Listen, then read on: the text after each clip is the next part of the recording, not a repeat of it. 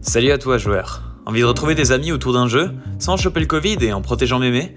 Ou bien vous êtes simplement perdu dans l'immensité abyssale des procédures sanitaires? Ne vous en faites pas, cette petite vidéo est faite pour vous.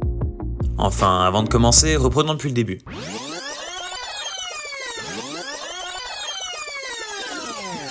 Enfin, peut-être pas depuis le début non plus.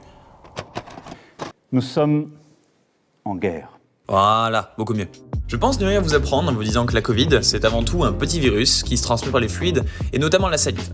Grâce au postillon, il va pouvoir faire son petit voyage dans l'air ambiant et contaminer les gens tout autour de la personne infectée. C'est pour ça qu'il est important de porter son masque aussi souvent que possible, mais surtout à chaque fois que c'est obligatoire. Et ça ne s'arrête pas là, car la Covid, c'est encore plus vicieux qu'un maître de jeu. Petit rappel donc sur comment on met un masque. La couleur foncée toujours à l'extérieur, on pince bien au niveau du nez, on ne touche pas le tissu avec ses doigts, et on n'oublie pas de le laver ni de le changer.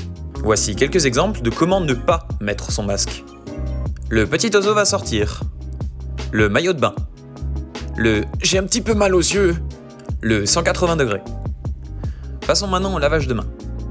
Bon, si tu es déjà sorti de chez toi depuis le premier confinement, tu as dû voir qu'il y a des bornes de gel hydroalcoolique plus ou moins à l'entrée de chaque établissement public ou privé. Voilà donc comment on fait.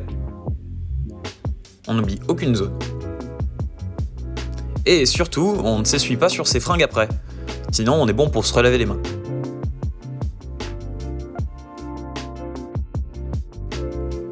Passons maintenant au déplacement. Encore plus simple que sur Monopoly, ils devront être minimisés et limités au maximum pour éviter les contacts. Il suffit de faire comme sur un jeu de plateau, on minimise le nombre de joueurs sur chaque case et on s'espace d'1 mètre, voire 3 mètres si c'est un mauvais joueur.